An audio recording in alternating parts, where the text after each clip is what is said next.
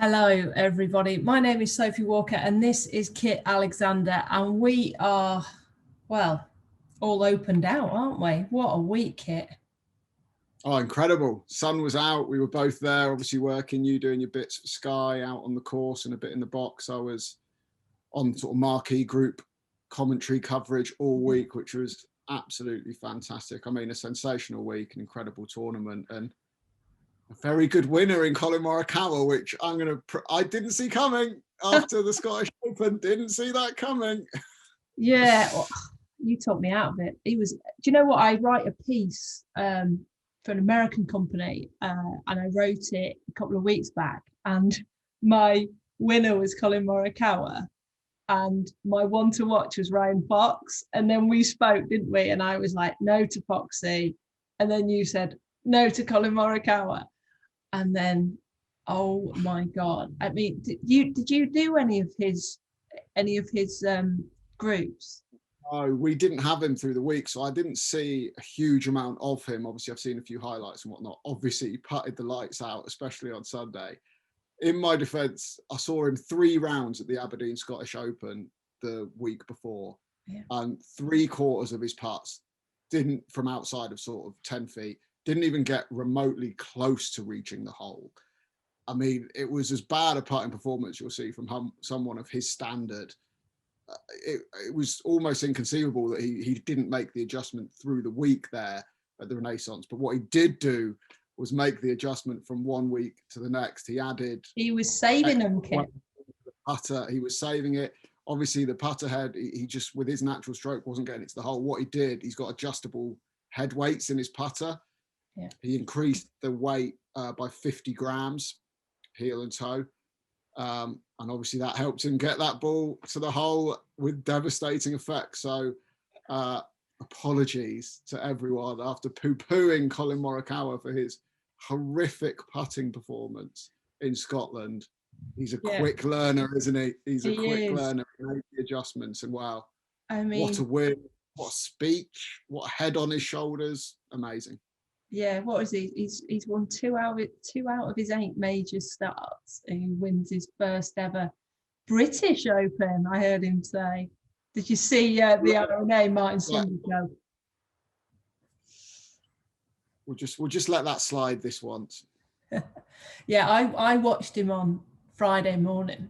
So we were supposed to watch Phil Mickelson in our marquee group, but he shot 10 over. So our producer that night was like, we need to swap out. We need to go to somebody else. And they were like, yeah, but it's Phil. And he said, no, I want Morikawa. So great shout by our producer, Glenn. Honestly, Kit, I have never seen anything quite like it. Like, I came off that golf course just like blown away by a guy. I've never seen somebody so in control. Well, I've never seen Tiger up close like that, but I assume that's what Tiger was like. Every single shot, him and his caddy JJ spoke through it, decided what they wanted to do, and he just did it. It was frightening how he had it on a string the whole day. And I mean, his putting was phenomenal. But I think he missed a couple. He missed one on 16 and 18 to shoot 64. And I'm like, honestly, I thought he was going to shoot 61. That I just couldn't see anything else. It was just quite phenomenal. And I came in and had my lunch and then sat in. They have this talent place, don't they, or whatever it is. It's a green room, everybody. And I was more in the American side, my green room. So I was sat next to Bones, which was pretty cool. He doesn't say much, but you know what I'm like. I just get in there and ask loads of questions. And I said, I've just been out with Collin Morikawa. I was like, this guy is... And he said it just straight off. This was the only answer he gave me. He's the best player in the world.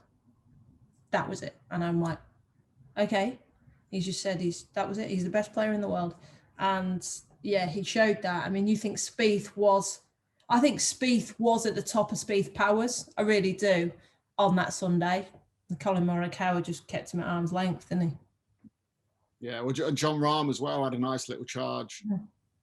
I saw John Rahm a couple of times. He was playing with Louis earlier in the week, so we had him and Oosthuizen in the Shane Lowry group Thursday and Friday. I mean, speaking of having control, Oosthuizen did over those first couple of rounds. He was sensational.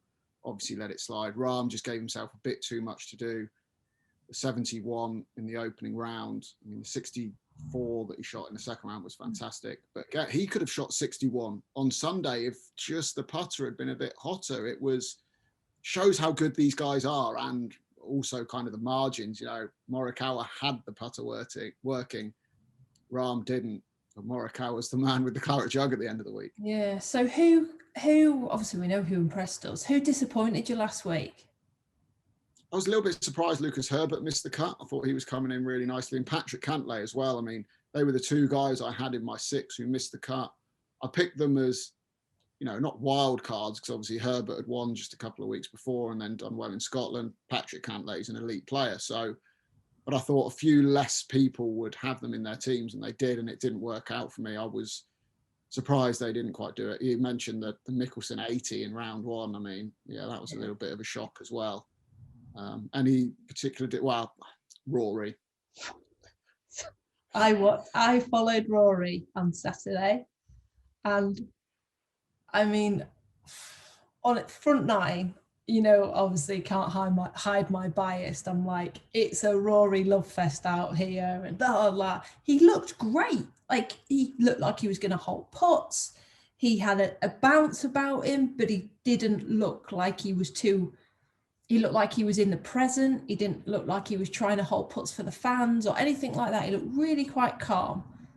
And then he pushes one off the 10th tee, misses a short putt on 11, and it was just like, boom, gone. Like, it.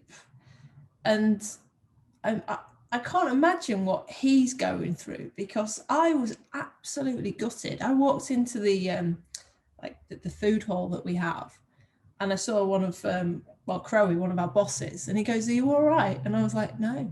He's like, "What can I do? Is there anything that?" And I was just like, "Rory's just deflated me."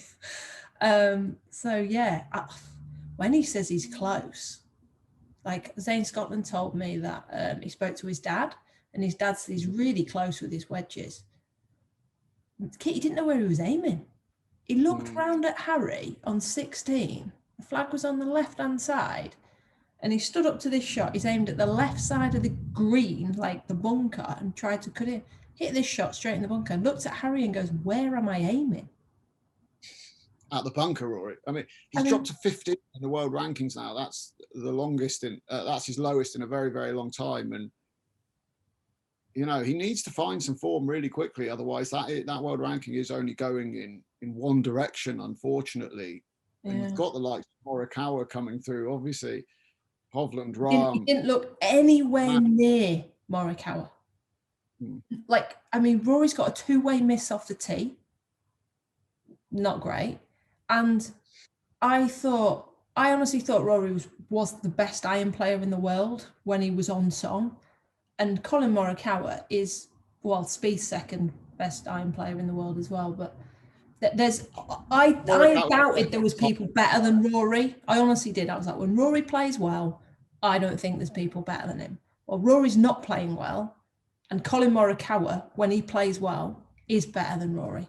That is, and I never thought I'd say that. Really, you saw him up close. That's interesting to hear. I mean, my whole thing with that, if everyone plays well, Rory is the best thing. Okay, you can argue that till you're blue in the face. When was the last time Rory played his best? Yeah. Like, when it becomes 3 years, 4 years, 5 years, 6 years, 7 years since he played his best, maybe his best just isn't as good as it used to be. And I hate to say that, because we all love Rory McIlroy. He's a wonderful ambassador of the game, incredibly talented, speaks brilliantly. There's so much to love about him. But the reality of the situation is he's now world number 15, and we haven't seen what we would expect is his best and what he would expect his best to be for quite a while. But it doesn't stop us absolutely loving him, and that is why Spieth makes me do this. And still wanting and still expecting. Yeah, of course. Spieth makes me do that, and Rory makes me do that. And that's why we still love him, and we hope he comes back better than he was. Golf is a better place with a Rory McIlroy contending in tournaments, contending in majors. without a shadow of a doubt. Yeah, and I think that's my point. He has to come back better than he was. I don't think he's best. It's moved on. Yeah. Right. Let's get on to this week. I'm in Wales. You are in Wales. The wrong bit of Wales, but you're in Wales. It's sunny. In fact, I looked at the weather. Cardiff recorded its hottest ever day yesterday, nearly 31 degrees. So luckily for the boys, Celtic Manor won't be a slog, because when it rains at Celtic Manor, it's bloody horrible. And it floods a lot because it's quite low lying, some of the lakes. Have you played it? Valley. Yeah, I've played it probably 3 or 4 times. I love it. It had a little bit of a mixed reception after the Ryder Cup as a golf course, but I really like it. I think it's good fun for the amateur to play, as well as being a decent test for the pros. Scoring opportunities, but it doesn't roll over. A bit of risk reward on a few holes, as you would expect from a course that was designed for the Ryder Cup. I really like it. I've always enjoyed playing it. And I think generally it provides pretty exciting tournaments as well. Must have been there. Yeah, that 18th hole, right? I remember watching Nicholas Coltsart hit wedge in there during I think it might have been the Ryder Cup, or it would have been the Welsh Open or whatever. Yeah. I mean, I was barely hitting wedge from my fourth. It's so long. Hill and then down. If most people landing it into the upslope, if you can just get it on that top of that hill, and obviously then it's all downhill, which means your normally third shot, if you've laid up, is playing from a downhill lie to a slightly elevated green over water, all of that. But this week it's going to be reasonably firm, isn't it, with the nice weather we're having? Few storms around and about the country in general in the forecast. We may or may not get some of that passing through Cardiff. It's always hard to tell when it's those kind of scattered storms. But I think it'll play pretty firm and fast. That means it'll be shorter. Might see a few guys hitting some somewhat shorter clubs into 18 as well. But the scoring is going to be interesting as well, because obviously, say it hosted the Wales Open 2000 to 2014. Then it was off the schedule for a little bit and came back with the 2 back-to-back events last summer, the Celtic Classic and the Wales Open. Who won those two? Who won those two, Kit? ISPS Handle Wales Open, it was Romain Langasque and Sam Horsfield. But the winning scores, and we're in back-to-back weeks here, was -8 and -18. So they toughened the course up a little bit. It did play a little bit different from one week to the next. I think off the top of my head, it was Horsfield that won it on -18, Langasque on the -8. Interesting to see where we'll be in scoring this week. My instincts tell me kind of probably somewhere in between that, to be honest. I'm thinking 12 to 14, potentially. It's going to be playing a bit shorter, but it's one of those, isn't it? I suppose that if they would have assumed St George's would have beaten them up, like we all would have done. So they might have set the course up a little bit easier to just go, let's give them a break. We don't want them moaning. But then they might have seen St George's and gone, oh, well, actually, we can put it a little bit harder. So we'll see. But who are you going with this week? I mean, obviously Sam Horsfield. Yeah, Sam Horsfield jumps out. We've backed him a lot this year. His form hasn't been fantastic the last few weeks, but he's been okay. Had that withdrawal, but looking at what is frankly a relatively weak field for a European Tour event, someone of Sam Horsfield's quality, and bearing in mind he won there last year, only a couple of players make more birdies than him on the European Tour, averages over 5 a round. You've got to go for Horsfield straight in there. The favourite is Matt Wallace. Again, in this kind of field, even though his form hasn't been absolutely scintillating, he's been playing a lot of golf at a higher level on the PGA Tour through the summer, in the majors, 40th last week at Royal St George's. You'd have to think he's going to make it into your top 6 as well. So I'm looking at those two. And I've pretty much picked my team. So beyond that, I'm also going Aaron Rai, shot a couple of top 20s the last 3 starts, including last week at Royal St George's. Does well on your sort of traditional British style courses as well. That's his bread and butter. Adrian Ategi, 14th and 37th in the 2 events there last year. He was runner-up at the Scandinavian Mixed a few weeks ago, so he's come back into a bit of form this year. Matthew Jordan, 47th and 3rd in the 2 events last year. Also, his best 3 events of this results of this year have been his last 3 starts. So again, coming into form, good memories. And Connor Syme, the only man I think who finished top 10 in both of the events back to back at Celtic Manor. Which was the one that he threw one away a bit, didn't he? Do you remember that? Yeah, he did a little bit. So, and yeah, he's a bit all or nothing, Connor Syme. He seems to either be sort of top 10 or miss the cut. But a venue where he had 2 top 10s back to back last year, I really like him as a player.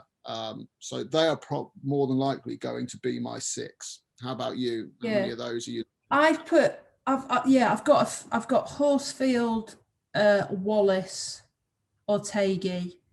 I've gone John Gatlin in mine because he came 6th there last year, and he's a 3-time European Tour winner, and he's just good at these type of events. And I thought, he isn't the longest, so with it being a bit drier, like if this had rained, I'd have just been looking at like length off the tee, that's it, because it would just land and stop. And like you were saying about Celtic Manor, there's a lot of, if you can get over stuff, over bunkers, over hills, you can gain some yardage. But when you look at players that have, weirdly as well at Celtic Manor, those 2 weeks, that's my eye surgeon.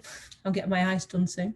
Anyway, looking at the, like Roman won and Sam won, and they're 2 kind of opposite types of golfer. So even though Celtic Manor is quite a big course, it is lending itself to 2 types of golfer, which is, I think, quite unusual for resort courses normally.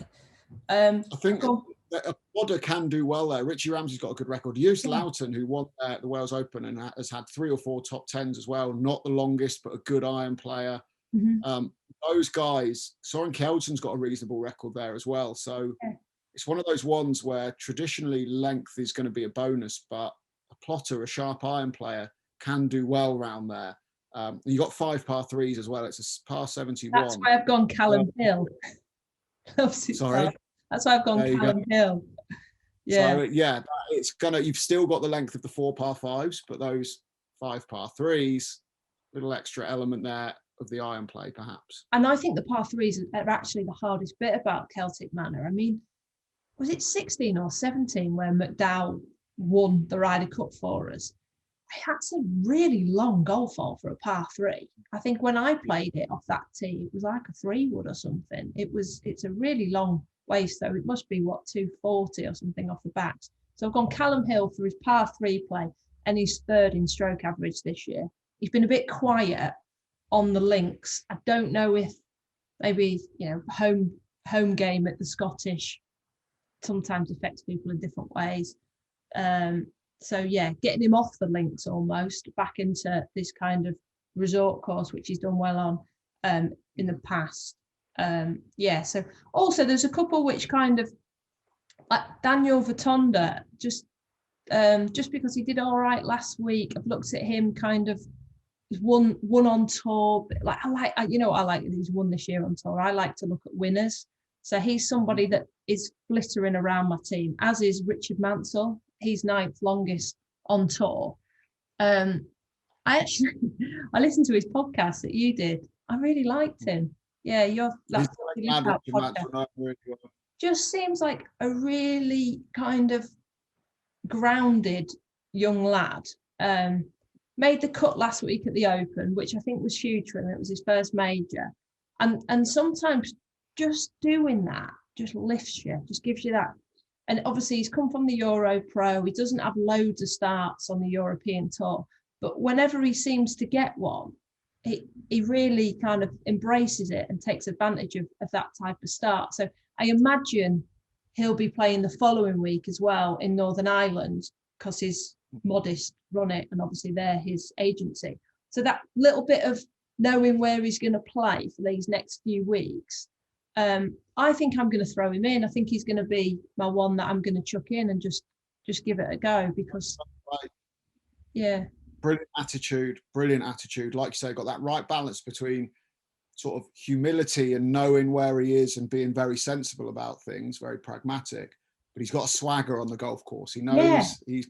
I mean, how good he can. if you He wear is- those ankle showing trousers, you need a bit yeah, of he can carry that off. He's got a really good man on his bag in Connor Winstanley as well. They're a great team, great pair, both sort of young, up and coming, and going on that journey together. Like you say, he is long, so that will suit him. And he finished top 5 on the Challenge Tour last season. That's where he's getting his starts from on the European Tour this year. Doesn't look out of place on the European Tour. He just looks like he's just done his time, doesn't he? You know, the ones that just, like a Matt Wallace, just moves through. And he's a little bit older than you think he is. Just seems like he's, and repeat, like, I think Modest Management do a great job of talent spotting. They don't just pick them when they are on the European Tour or where they are kind of world beaters. They start, like, look at Guido. They started with him, didn't they, and moved up with him. So, yeah, I think he's going to sneak in. So I think I'm going to go Wallace, Catlin, Horsfield, Mansell, Hill, and Otegi. And then I'm going to captain John Catlin. Interesting. I'm erring towards Horsfield at the moment, captain. But it's pretty open. I might change that. Any outsiders as well that you think, someone might not have even considered? Well, but in your to be honest, I thought my outsider was Mansell there. You've got a couple in your team, to be fair. Yeah, exactly. So, let's have a look let me have a look at the entry list again. A name that people might not be hugely aware of, and he's only been a pro for a matter of weeks, Vincent Norman, the young Swede. He's been impressive already in 3 starts on the European Tours, got a top 10 and a tied 12th. Didn't miss a cut in any of those 3 starts, looks a real talent. Mataj Schmidt as well, the silver medalist, leading amateur last week at the Open. He's making his professional debut this week. Worth keeping an eye on him. I think I mentioned Richie Ramsey earlier. He's got a sort of decent record. Alex Fitzpatrick's playing. Matt's brother. Yes, it's Matt's little brother's there. Nick Poppleton as well has got an invite, which is great to see. A guy I know really well from the Euro Pro Tour who qualified for the Open last week. Obviously, he's got an extra few days off from the Iceland delivery van, and he's getting a start on the European Tour, which is brilliant. And another little name that I'll chuck in there, which people might not have even thought of looking at, Will Besseling, the Dutch player. Very steady, just sort of rattling out the sort of top 15 to top 25 finishes at the moment. He's just always there or thereabouts. I feel like there's sort of something good brewing with him, and he's going to have a little breakthrough week at some point. And he did finish tied 11th in one of these events at Celtic Manor last year. So, if you're looking for perhaps a little outsider, someone a bit different, Maverick Antcliffe would be mine. Great iron player, really good iron player. That's mine. Yeah. He's done really well. I mean, he's 54 on the Race to Dubai at the minute with, and the trouble is that we've had a couple of quiet weeks in a sense of true European Tour events because of the big boys have come over, haven't they? So you kind of get rid of those 30 players that might come over for the Scottish. I mean, the Scottish Open was obscene, the field for that's the best I've ever seen. There's rumour that they're going to make that PGA Tour. Did you hear that? They're going to make what PGA Tour, sorry? Scottish Open. Oh, that'll be interesting. Yeah. I mean, it's great to play there, the Aberdeen Scottish Open a couple of weeks ago, which was fantastic.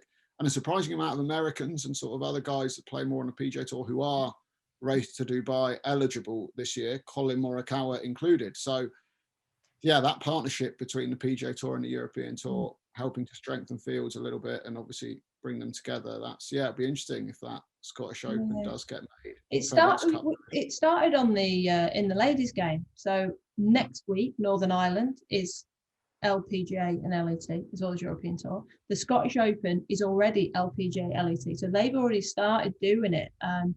I can see that the PGA and the European Tour starting to do that to kind of counteract the the World Golf or whatever it's going to be called. So that'll be interesting. Right, I'm going to go because I'm going to the beach. Get yourself to the beach. I was going to say the sun's out. Yeah. Go on, go paddle. Right, thank you all for watching. Make sure you like, you comment and subscribe on our video, and watch Celtic Manor. I think Gareth Bale will be present. He's helping host the event, So yeah, all you football fans can watch that, and hopefully watch one of our winners, because I would have had Collin Morikawa last week if it wasn't for you. Yeah, sorry about that. I had good reasons, but they were wrong. What can I say? Right, speak to you soon. Bye.